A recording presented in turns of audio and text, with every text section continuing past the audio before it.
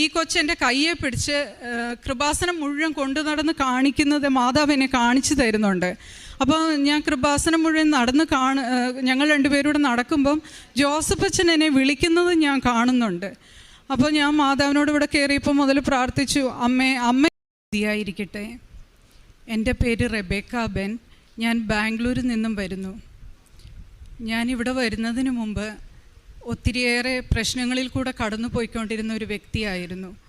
എൻ്റെ ഹസ്ബൻഡിന് ബാംഗ്ലൂർ 21 വർഷമായിട്ട് ബിസിനസ് ഉണ്ടായിരുന്നു. അതെല്ലാം നഷ്ടപ്പെട്ട് ഞങ്ങൾ ഒത്തിരിയേറെ വിഷമത്തിലൂടെ കടന്നു പോയിക്കൊണ്ടിരിക്കുന്ന സമയമായിരുന്നു. എന്നിരുന്നാൽ പോലും ഒരിക്കൽ പോലും വിശ്വാസം ഞങ്ങൾ കൈവിടുകയോ പ്രാർത്ഥന ഉപേക്ഷിക്കുകയോ മാതാവിൻ്റെ ജപമാല കൈവിടുകയോ ഒരിക്കലും ചെയ്തിട്ടില്ല. അങ്ങനെ ഞാൻ പല പ്രാവശ്യം പലരിൽ നിന്ന് കൃപാസനത്തെ പറ്റിയും കൃപാസനം മാതാവിനെ പറ്റിയും ഞാൻ കേട്ടിരുന്നു. പക്ഷേ ഒരിക്കൽ പോലും എനിക്ക് പ്രത്യേകിച്ചൊരു ഫീലിംഗ് ഒന്നും തോന്നിയില്ല. അപ്പോൾ മാതാവ് ഇടപെടാനുള്ള സമയമായില്ല എന്ന് ഇപ്പോൾ ഞാൻ വിശ്വസിക്കുന്നു. ഏതായാലും ശരി, ഈ കഴിഞ്ഞ 2022 ഒക്ടോബർ 28 ഞാൻ എല്ലാ ദിവസവും രാവിലെ 3 മണിക്ക് എഴുന്നേറ്റ് ബൈബിൾ വായിക്കും, ജപമാല പറയും. അങ്ങനെ ബൈബിൾ വായിച്ച് ജപമാലയെല്ലാം പറഞ്ഞ് ഞാൻ ചെറുതായിട്ടൊന്ന് മയങ്ങിപ്പോയപ്പോൾ ഞാൻ സമയം ഉറങ്ങുന്നതിന് മുമ്പ് ഞാൻ 5 മണിയായിരുന്നു സമയം കണ്ടത്. പക്ഷെ ഞാൻ മയക്കത്തിൽ ഇങ്ങനെ ഒരു സ്വരം കേട്ടു, നീ എഴുന്നേറ്റ് കൃപാസനത്തിലേക്ക് വാ എന്ന്. അപ്പോൾ എനിക്ക് മനസ്സിലായില്ല ഞാൻ സ്വപ്നത്തിലാണോ എന്താ, എനിക്ക് മനസ്സിലായില്ല. അപ്പോൾ ഞാൻ ചോദിച്ചു ഞാൻ എന്താ ചെയ്യണ്ടേ. അപ്പോൾ വീണ്ടും പറഞ്ഞു. അപ്പോൾ എന്നോടൊരു പെങ്കൊച്ച് എപ്പോഴും കൃപാസനത്തെ പറ്റി പറയുമായിരുന്നു. അപ്പോൾ വീണ്ടും ഞാൻ സ്വരം കേട്ടു, ഏഞ്ചലായ കൂട്ടി നീ കൃപാസനത്തിലേക്ക് വാ എന്ന്. അപ്പോൾ ഞാൻ ചോദിച്ചു ഞാൻ കൃപാസനത്തിൽ വന്ന് എന്താ ചെയ്യണ്ടേ. അപ്പോൾ എന്നോട് പറഞ്ഞു, നിനക്ക് ആവശ്യമുള്ള കാര്യങ്ങൾ നീ എന്നോട് പറ, ഞാൻ നിനക്കത് സാധിച്ചു തരാം. അപ്പോൾ ആ ദിവസങ്ങളിലൊക്കെ ഞാൻ വളരെ ഭയങ്കരമായ ഒരു വിഷമാവസ്ഥയിലായിരുന്നു. എനിക്ക് വളരെ അത്യാവശ്യമായിട്ടുള്ള ഒരു കാര്യം സാധിച്ചു കിട്ടണമായിരുന്നു. അതിനെനിക്ക് 10 ദിവസത്തെ സമയമേ ഉണ്ടായിരുന്നുള്ളൂ. അപ്പോൾ മാതാവ് പറഞ്ഞ്, ഞാൻ വീണ്ടും സ്വരം കേൾക്കുക, നീ ഡേറ്റ് ഇട്ടിട്ട് എന്നോട് പറ, ഞാൻ നിനക്ക് സാധിച്ചു തരാം. അപ്പോൾ എനിക്ക് മനസ്സിലായി കൃപാസനം മാതാവാണ് എന്നോട് സംസാരിക്കുന്നതെന്ന്. അപ്പം ഞാൻ ഡേറ്റ് പറയാൻ തുടങ്ങി. അപ്പോൾ പെട്ടെന്ന് എനിക്കൊരു വിശ്വാസക്കുറവ് പോലെ, കാരണം മനുഷ്യരാൽ സാധിക്കുന്ന ഒരു കാര്യമല്ലായിരുന്നു എൻ്റേത്. അപ്പം ഞാൻ വിചാരിച്ചു, ഞാൻ എൻ്റെ ആവശ്യം പറഞ്ഞിട്ടുണ്ടെങ്കിൽ മാതാവിന് സാധിച്ചു തരാൻ പറ്റിയില്ലെങ്കിൽ മാതാവിന് നാണക്കേടുമാകും, എനിക്ക് വിഷമവും ആകും.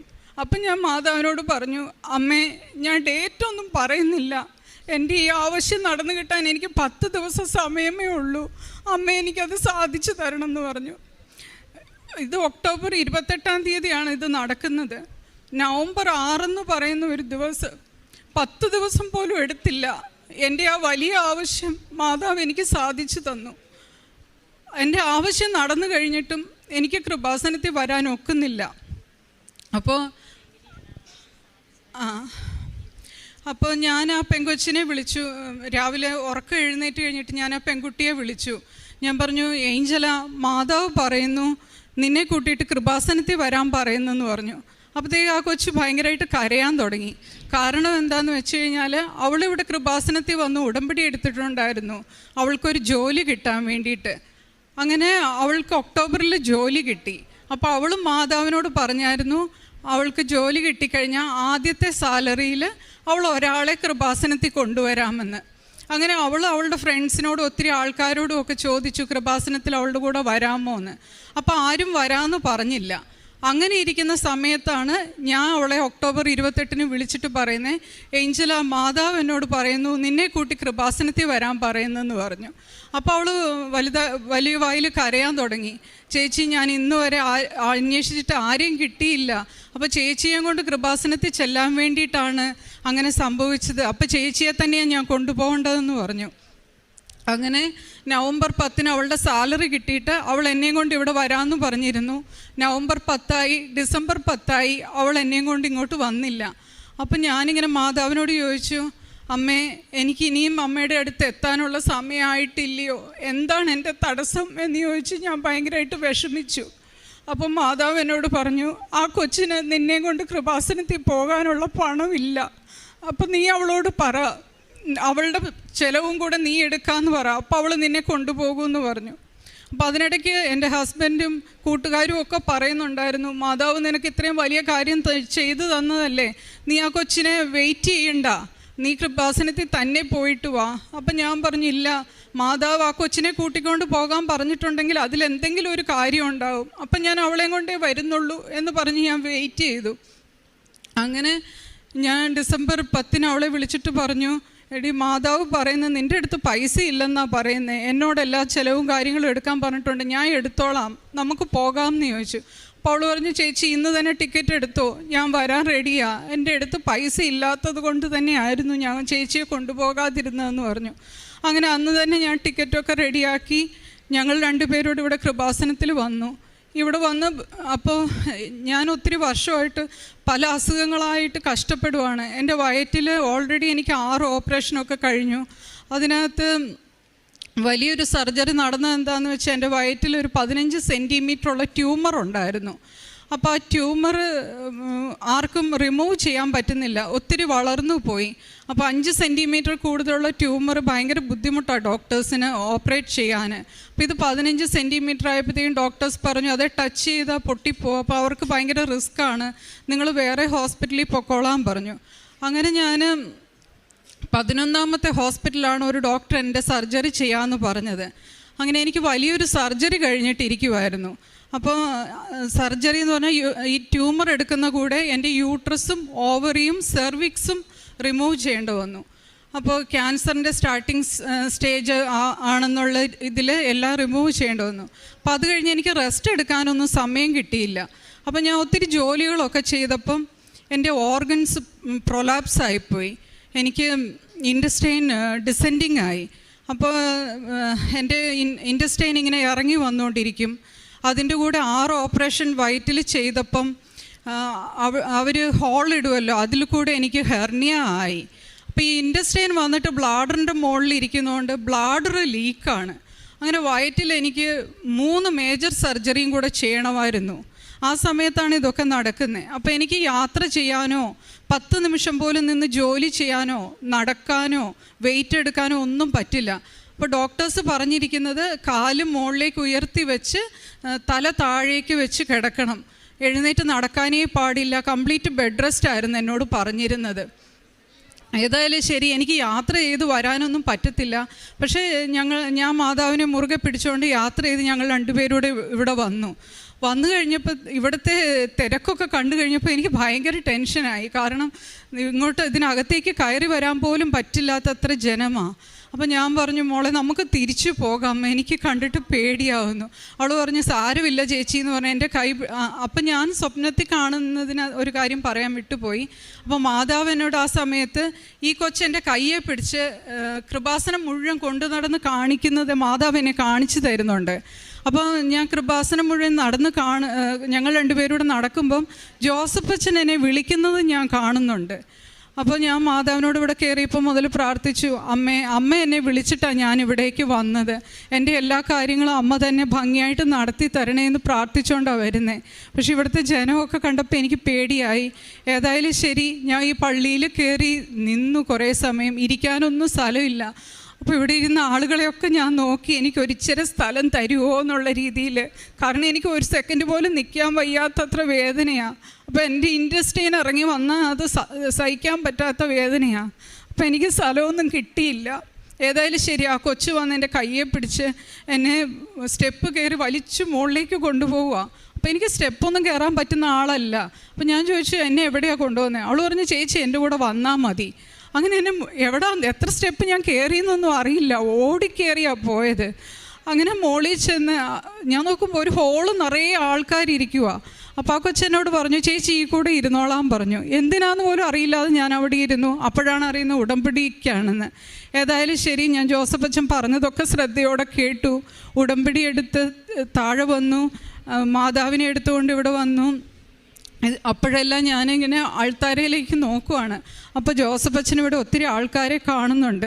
അപ്പോൾ ഞാൻ മാതാവിനോട് പറഞ്ഞു, അമ്മേ അമ്മ ജോസഫ് അച്ഛൻ എന്നോട് സംസാരിക്കുന്നത് കാണിച്ചു തന്നു.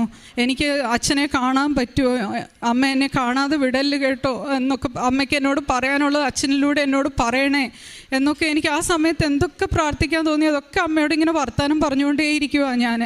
ഏതായാലും ശരി, ഉടമ്പടി എല്ലാം വെച്ച് കഴിഞ്ഞപ്പോൾ ടോക്കൺ എടുക്കാൻ ചെന്നപ്പം ടോക്കൺ തരേണ്ട മാനേജർ ഓഫീസിലില്ല. എല്ലാവർക്കും ടോക്കൺ കൊടുത്തു കഴിഞ്ഞു. അപ്പോൾ ഓഫീസിലുള്ളവർ പറഞ്ഞു ടോക്കൺ തരേണ്ട ആൾ ഇവിടുന്ന് പോയി, ഇന്നിന് നിങ്ങൾക്ക് ടോക്കൺ കിട്ടത്തില്ല, നാളെ സൺഡേ ആണ്, ജോസഫ് അച്ഛൻ ഇവിടെ ഇല്ല, മൺഡേ നിങ്ങൾ വരണം എന്ന് പറഞ്ഞു. അപ്പോൾ ഞാൻ പറഞ്ഞു ഇന്ന് വൈകുന്നേരം എനിക്ക് തിരിച്ച് ബസ്സാണ്. അപ്പോൾ അവർ പറഞ്ഞു ഞങ്ങൾക്കൊന്നും ചെയ്യാൻ മാർഗ്ഗമില്ല, സമയം കഴിഞ്ഞാൽ ടോക്കൺ കൊടുക്കാൻ ഒക്കത്തില്ല എന്ന് പറഞ്ഞു. അങ്ങനെ വിഷമിച്ച് ഞങ്ങൾ ഇങ്ങോട്ട് വന്നു. ഞാനിവിടെ അൾത്താരയിൽ വന്നിങ്ങനെ മാതാവിനോട് പറഞ്ഞുകൊണ്ടിരിക്കും, അമ്മ വിളിച്ചിട്ടല്ലേ ഞാൻ വന്നത്, എനിക്കിങ്ങനെ തിരിച്ചു പോകാൻ വയ്യല്ലോ അമ്മേ എന്ന് ഇങ്ങനെ വിഷമത്തോടെ പറഞ്ഞുകൊണ്ടിരിക്കും. അപ്പോൾ ആ കൊച്ചു പറഞ്ഞു ഞാൻ ഇവിടെ എല്ലാം നോക്കാം ആ ചേട്ടനുണ്ടോ എന്ന്. ആ കൊച്ചു ഇതിലെല്ലാം നടന്ന് നോക്കി ആ ചേട്ടൻ വീട്ടിൽ പോയെന്നാണ് അറിഞ്ഞേ. എന്നിട്ട് അവൾ എൻ്റെ അടുത്ത് ഇവിടെ അൾത്താരയിൽ വന്നിട്ട് പറഞ്ഞു ചേച്ചി ആ ചേട്ടൻ തിരിച്ചു പോയി, നമുക്ക് ടോക്കൺ കിട്ടത്തില്ല, അച്ഛനെ കാണാൻ ഒക്കില്ല എന്ന്. അപ്പോൾ ഞാൻ പ്രാർത്ഥിച്ചുകൊണ്ടിരിക്കുക. അപ്പോൾ മാതാവ് എന്നോട് പറഞ്ഞു നീ ഓഫീസിലേക്ക് ചെല്ലാൻ പറഞ്ഞു. അപ്പോൾ ഞാൻ ആ കൊച്ചിനോട് പറഞ്ഞു മോനെ മാതാവ് പറയുന്ന അങ്ങനല്ല, ഓഫീസിലേക്ക് ചെല്ലാനോ പറയുന്നതെന്ന് പറഞ്ഞു. അപ്പോൾ അവൾ എൻ്റെ വാക്ക് വിശ്വസിച്ച് ചെന്നപ്പോൾ ആ ചേട്ടൻ്റെ ഓഫീസിൽ ചെയറിൽ ഇരിപ്പുണ്ട്. കാര്യം പറഞ്ഞ ഉടനെ ചേട്ടൻ പറഞ്ഞു അവരോട് ഫയൽ എടുത്തുകൊണ്ട് വരാൻ പറഞ്ഞു. ഞാൻ ചെന്നു, ചേട്ടൻ എൻ്റെ ഫയലൊക്കെ കണ്ടു, മെഡിക്കൽ ഫയലെല്ലാം കണ്ടു. എൻ്റെ പ്രോബ്ലം അത്രയും വളരെ വലുതാണെന്ന് മനസ്സിലാക്കി ആ ചേട്ടൻ എനിക്ക് ടോക്കൺ എഴുതി തന്നു. ആ ടോക്കണും കൊണ്ട് ഞാൻ ഓടി ഇവിടെ വരുമ്പം അവസാനത്തെ ആളും പ്രാർത്ഥിച്ചിട്ട് എഴുന്നേക്കുമായിരുന്നു. അപ്പോൾ അച്ഛൻ ചോദിച്ചു ഇനി ആരെങ്കിലും ഉണ്ടോ? അപ്പോൾ ഞാൻ എൻ്റെ ടോക്കണും കൊണ്ട് ഓടി വന്നു. അച്ഛൻ അത് വായിച്ച് നോക്കിയിട്ട് ചോദിച്ചു മോളെ ഇതെന്നതാണെന്നൊന്ന് എക്സ്പ്ലെയിൻ ചെയ്യാമോ ചോദിച്ചു. അപ്പോൾ ഞാൻ അച്ഛനോട് പറഞ്ഞു അച്ഛൻ ഇതുപോലെയൊക്കെ എനിക്ക് പ്രശ്നമാണ്, ഞാൻ ഇത്രയും വർഷം ലോകത്താ കഷ്ടപ്പെടുവാണെന്ന് പറഞ്ഞു. അങ്ങനെ അച്ഛൻ എൻ്റെ ഫയലെടുത്തിട്ട് ഈശോയുടെ കാൽച്ചുവട്ടി വെച്ച് പ്രാർത്ഥിച്ചു, മാതാവിൻ്റെ അടുത്ത് കൊണ്ടുപോയി വെച്ച് പ്രാർത്ഥിച്ചു. അത് കഴിഞ്ഞ് എൻ്റെ അടുത്ത് വന്ന് ഈശോയുടെ ആ രൂപം കയ്യിൽ തന്ന് എനിക്ക് മുട്ടുകുത്താൻ പറ്റാത്തത് കൊണ്ട് എൻ്റെ മുന്നിൽ അച്ഛൻ മുട്ടുകുത്തി എൻ്റെ വയറിൽ കുരിശ് വരച്ച് പ്രാർത്ഥിച്ചു. അത് കഴിഞ്ഞ് അച്ഛൻ എൻ്റെ കയ്യിൽ സൈത്ത് തന്നിട്ട് പറഞ്ഞു വിശ്വാസ പ്രമാണം ചൊല്ലിയിട്ട് 3 പ്രാവശ്യം വയറിൽ കുരിശ് വരച്ച് പ്രാർത്ഥിക്കണം, പൂർണ്ണ സൗഖ്യം കിട്ടും, ഇവിടെ വന്ന് സാക്ഷ്യം പറയണം എന്ന് പറഞ്ഞു. അങ്ങനെ ഞാൻ തിരിച്ച് വീട്ടിൽ പോയി. ഞാൻ ഡിസംബറിലാണ് ഇവിടെ വന്നത്. ജനുവരി ആയപ്പോൾ വീണ്ടും എൻ്റെ ബ്രസ്റ്റിൽ വീണ്ടും ട്യൂമറുകൾ പ്രത്യക്ഷപ്പെട്ടു. അപ്പോൾ അത് ഒരു ട്യൂമറാണെങ്കിൽ നമുക്ക് സർജറി ചെയ്യാൻ പറ്റും, ഇത് മൾട്ടിപ്പിളാണ്, അപ്പോൾ സർജറി ചെയ്യാനും പറ്റില്ല. അപ്പോൾ പിന്നെ എനിക്ക് എന്താണെന്ന് മനസ്സിലായില്ല. ഏതായാലും ശരി ഞാൻ വീണ്ടും ഇവിടെ വന്ന് പ്രാർത്ഥിച്ചു. ഇപ്പോൾ ഈ കഴിഞ്ഞ 2 മാസമായിട്ട് എനിക്കിപ്പം മാർച്ച് ഏപ്രിലായിട്ട് എനിക്ക് യാതൊരു ബുദ്ധിമുട്ടുകളും ഇല്ല, എനിക്ക് പൂർണ്ണമായി സൗഖ്യപ്പെട്ടു. അതെങ്ങനെയാണ് ഞാൻ അറിഞ്ഞതെന്ന് വെച്ചാൽ 10 നിമിഷം പോലും നിൽക്കാൻ പറ്റാത്ത എനിക്ക് ഇപ്പം എത്ര സമയം വേണമെങ്കിലും നിൽക്കാം, നടക്കാം, ജോലി ചെയ്യാം, എന്ത് കാര്യങ്ങൾ വേണമെങ്കിലും എനിക്കിപ്പോൾ ചെയ്യാൻ പറ്റുന്നുണ്ട്. ബസ്സിലൊന്നും യാത്ര ചെയ്യാൻ പറ്റാത്ത എനിക്ക് യാത്ര ചെയ്ത് ഇവിടെ എത്താൻ പറ്റി. എല്ലാ കാര്യങ്ങളും എനിക്ക് നല്ലതായിട്ട് ചെയ്യാൻ പറ്റുന്നുണ്ട്. അതുകൊണ്ട് തന്നെ എനിക്കറിയാം എനിക്ക് പൂർണ്ണ സൗഖ്യം കിട്ടിയെന്ന്. അതല്ലെങ്കിൽ ഇതുപോലെ ഒരു ദിവസം ഇവിടെ വന്ന് നിൽക്കാനോ ഒരു 5 മിനിറ്റ്സ് നിന്ന് പാത്രം കഴുകാനോ ഒരു ചെറിയ ജോലി പോലും ചെയ്യാൻ മേലാത്ത വ്യക്തിയാണ് ഞാൻ ഇത്രയും ദൂരം യാത്ര ചെയ്തിവിടെ വന്നിരിക്കുന്നത്. അങ്ങനെ മാതാവ് എനിക്ക് പൂർണ്ണ സൗഖ്യം തന്നു. അപ്പോൾ ഞാൻ ഇങ്ങനെ മാതാവിനോട് പ്രാർത്ഥിക്കുമായിരുന്നു എനിക്ക് സാക്ഷ്യം പറയണം അമ്മേ, എന്നാ ഞാൻ ഇവിടെ വന്ന് സാക്ഷ്യം പറയേണ്ടത്. അങ്ങനെ അമ്മയാണ് എന്നോട് പറഞ്ഞത് മെയ് 2-ാം തീയതി ഇവിടെ വന്ന് സാക്ഷ്യം പറയാൻ. അങ്ങനെ മാതാവ് നിർദ്ദേശിച്ച പ്രകാരമാണ് ഇന്ന് ഞാനിവിടെ സാക്ഷ്യം പറയാനായിട്ട് നിങ്ങളുടെ മുന്നിൽ വന്നിരിക്കുന്നത്. അങ്ങനെ ഒത്തിരിയേറെ വിഷമങ്ങളിൽ കൂടെ കടന്നു പോയിക്കൊണ്ടിരിക്കുന്ന എന്നെ മാതാവ് കൂടെ നിന്ന് എപ്പോഴും സഹായിക്കുന്നുണ്ട്. ഞാൻ എവിടെ പോകുവാണെങ്കിലും മാതാവിനെ വിളിച്ചുകൊണ്ടേ പോകത്തുള്ളൂ. ഞാൻ പ്രാർത്ഥിക്കും അമ്മേ ഞാൻ അവിടെ ചെല്ലുമ്പം എനിക്ക് വേണ്ടതെല്ലാം അവർ ഒരുക്കി വെക്കണേ, എനിക്ക് വേണ്ട ആവശ്യം ഞാൻ ചോദിക്കുന്ന മുമ്പ് അവരെന്നോട് ഇങ്ങോട്ട് പറയണേ എന്ന് പറയും. അപ്പോൾ എൻ്റെ അടുത്ത് ഉടമ്പടിയിൽ വെച്ച് കാശ് രൂപ എൻ്റെ കയ്യിലുണ്ടാവും. ഞാൻ പ്രാർത്ഥിച്ചുകൊണ്ട് അവിടെ ചെല്ലുമ്പോൾ ഏത് ഓഫീസിൽ ചെന്നാലും ഒരു വാതിലുകളും എനിക്ക് അടയ്ക്കപ്പെടത്തില്ല. അതിനു മുമ്പ് എല്ലാം തടസ്സങ്ങളായിരുന്നു. പക്ഷേ മാതാവിനെ കയ്യിൽ പിടിച്ച് പ്രാർത്ഥിച്ചുകൊണ്ട് പോകും. ഞാൻ അവിടെ ചെന്ന് എൻ്റെ ആവശ്യം പറയുന്നതിന് മുമ്പ് എൻ്റെ മുന്നിലിരിക്കുന്ന വ്യക്തി ഇങ്ങോട്ട് പറയും റബേക്ക നിനക്ക് വേണ്ടിയിട്ട് ഞാനിതൊക്കെ ചെയ്ത് തരാമെന്ന് എന്നോട് ഇങ്ങോട്ട് പറയും. അങ്ങനെ ഉടമ്പടിക്ക് ശേഷം അടഞ്ഞു കിടന്ന വാതിലുകളൊക്കെ ഞങ്ങളുടെ മുന്നിൽ തുറക്കാൻ തുടങ്ങി. ഒത്തിരിയേറെ അനുഗ്രഹങ്ങൾ ഞങ്ങൾക്കും മറ്റുള്ളവർക്കും ലഭിക്കാൻ തുടങ്ങി. അപ്പോൾ ഉടമ്പടി തൈലം വെച്ചിട്ട് എനിക്കൊരു കൂട്ടുകാരിയുണ്ട്. ആ കുട്ടിക്ക് ക്യാൻസറാണ്, അവൾക്ക് എഴുന്നേറ്റ് നടക്കാൻ പറ്റില്ല. അപ്പോൾ ഞാൻ അവൾക്ക് ഉടമ്പടി തൈലം കൊണ്ട് കുരിശ് വരച്ചു കൊടുത്തു, അതുപോലെ ഉപ്പ് കൊടുത്തു, തേനും കൊടുത്തു. ഇപ്പോൾ ആ കൊച്ച് എഴുന്നേറ്റ് നടക്കാൻ തുടങ്ങി. ഇന്നാണ് അവളുടെ ടെസ്റ്റ് ഉള്ളത്, മെയ് 2-നാണ്. അപ്പോൾ അവൾക്ക് ഒത്തിരി വ്യത്യാസമുണ്ട്. അങ്ങനെ മാതാവ് ഒത്തിരിയേറെ അത്ഭുതം ഉടമ്പടി തൈലത്തിലൂടെയും കാശ് രൂപത്തിലൂടെയും ഒക്കെ ചെയ്യുന്നുണ്ട്. ഞങ്ങളുടെ ജീവിതത്തിൽ ഒത്തിരി നന്മകൾ ഞങ്ങൾക്കായിട്ട് ചെയ്തു തന്ന ഞങ്ങളുടെ മാതാവിനും ഈശോയ്ക്ക് ഒത്തിരിയേറെ നന്ദി പറയുന്നു. 10 ദിവസം കൊണ്ട് നിങ്ങൾക്ക് നടക്കേണ്ട ഒരു കാര്യം നടന്നെന്ന് പറഞ്ഞല്ലോ. അപ്പോൾ അതിന് ആരെയാണ് ഒരുക്കിയത്? അതെങ്ങനെയാണ് നടന്നത്? ഞങ്ങളുടെ ഇടവകയിലുള്ള ഒരു ചേട്ടനാണ്. ആ ഫാമിലിക്ക് ഞങ്ങളെ കുറേ നാളായിട്ട് അറിയാം. അപ്പോൾ ഞാൻ അവരോട് ഞങ്ങളുടെ പ്രശ്നങ്ങളൊക്കെ പറഞ്ഞിട്ടുണ്ടായിരുന്നു. അപ്പോൾ അവർ വീട്ടിൽ വന്നിട്ട്, ഹസ്ബൻഡും വൈഫും കൂടെ വീട്ടിൽ വന്നിട്ട് പറഞ്ഞു, റെബേക്ക, നിനക്ക് വേണ്ടി ഇങ്ങനൊരു കാര്യം ചെയ്തു തരാൻ അവർക്കറിയില്ല ആരാ അവരെ തോന്നിപ്പിക്കുന്നേ. അവർ പറഞ്ഞു, ഞങ്ങൾക്കൊരു കാര്യം അറിയാം, നിൻ്റെ കൂടെ ഈശോയും മാതാവും ശക്തമായിട്ടുണ്ടെന്ന് ഞങ്ങൾക്കറിയാം. ആരോ ഞങ്ങളെ കൊണ്ട് തോന്നിപ്പിക്കുക നിനക്ക് ഈ കാര്യങ്ങളൊക്കെ ചെയ്തു തരാനായിട്ട് എന്ന് പറഞ്ഞ് അവർ ഞങ്ങളുടെ വീട്ടിൽ വന്നിട്ട് എനിക്ക് വേണ്ടതായ എൻ്റെ സാമ്പത്തിക ബുദ്ധിമുട്ടുകൾ മുഴുവൻ അവർ തീർത്ത് തരുക ചെയ്തത്. അപ്പോൾ കഴിഞ്ഞ ദിവസം ഞാൻ പറഞ്ഞു, ഞാനിങ്ങോട്ട് വരുവാണ്, എനിക്ക് രോഗസൗഖ്യം കിട്ടി. അപ്പോഴും അവരത് തന്നെയാണ് പറയുന്നത്, നിൻ്റെ കൂടെ ഈശോയും മാതാവും ഉണ്ടെന്ന് ഞങ്ങൾക്ക് നന്നായിട്ട് അറിയാം. എല്ലാ മനുഷ്യർക്കും മറ്റുള്ളവർക്ക് മനസ്സിലാകുന്ന പോലെയാണ് ഈശോയും മാതാവും ഞങ്ങളുടെ കൂടെ നിന്ന് ഞങ്ങൾക്ക് എല്ലാ കാര്യങ്ങളും നടത്തി തരുന്നത്. എന്നാൽ കർത്താവേ,